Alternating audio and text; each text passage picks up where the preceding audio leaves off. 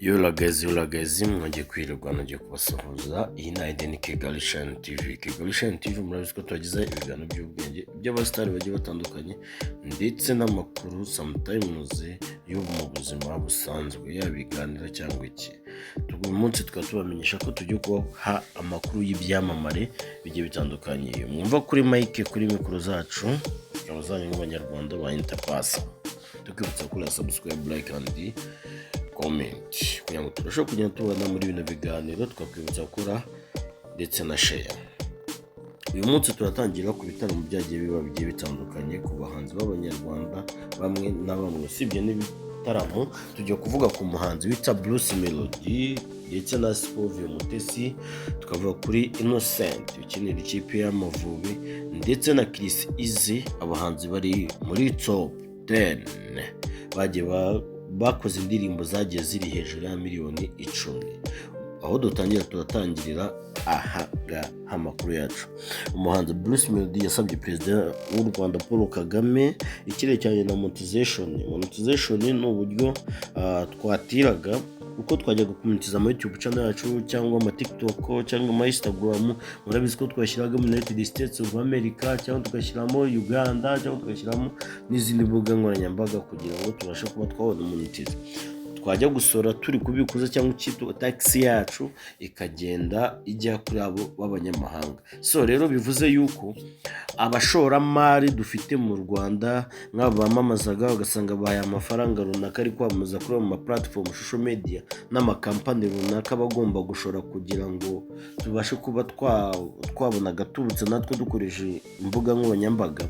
Birasabwa yuko bazaza amafaranga bahaga bano ba star bagiye batandukanye kwamamaza n'ibiki byose, company izaza ibikora cyangwa umuntu uzaza ubikora kwamamarisha ibihangano byiwe akoresheje YouTube cyangwa Instagram cyangwa TikTok cyangwa iki, azaza ahanwa.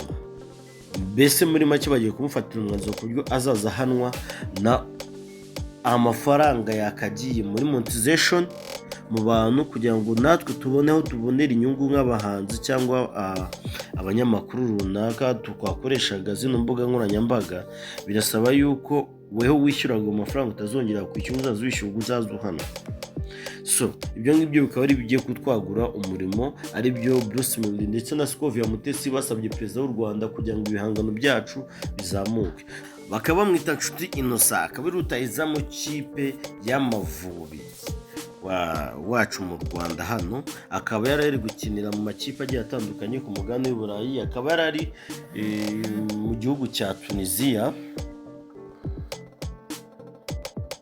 Ikipe yakiniraga bita Zaria Aziz yo mu gihugu cya Tunisia niyo bitangaje yuko umukinnyi bita Nshuti Innocent akaba agiye gukinira ikipe yitwa Wadifra Ajabaya yo muri shampiyona ya Libya. Akaba ari hagiye kubarizwa, akazaba ariyo guhera tariki 5 Gashyantare 2025 azaba atutse mu kipe yitwaga AS Azizia aho yakiniraga muri Tunisia.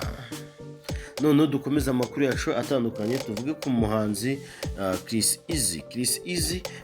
Turamenyesha ko ari we muhanzi wa kabiri mu Rwanda ufite indirimbo zarebwe n'abantu benshi. Ubwo turavuga indirimbo ziri hejuru ya miliyoni 10. Iyo ndirimbo nta zindi, afitemo indirimbo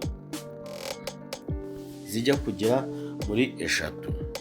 Chris Easy afite indirimbo bita Inana, Sekoma ndetse na Jugumira yakoranye na Philipita ndetse na Kevin Kade. Izo nizo ndirimbo ziri ku mwanya wa kabiri mu kugira views nyinshi zagize miliyoni 10. Ndetse umuhanzi umubanziriza hagaragaye umuhanzi bita Element. Nyuma yaho indirimbo ze zifite miliyoni 10 zireje miliyoni 10 harimo For the Trois ndetse akagira indirimbo bita Kashe ndetse na Tombe.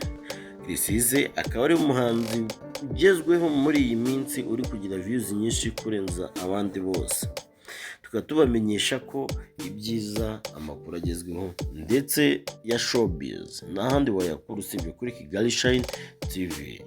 Mugira umunsi mwiza, mbibutse gukora subscribe, like and comment kugira kugenda tubana mu bindi biganiro bitandukanye. Amakuru yacu nakagaruka nahamukanya. Murakoze.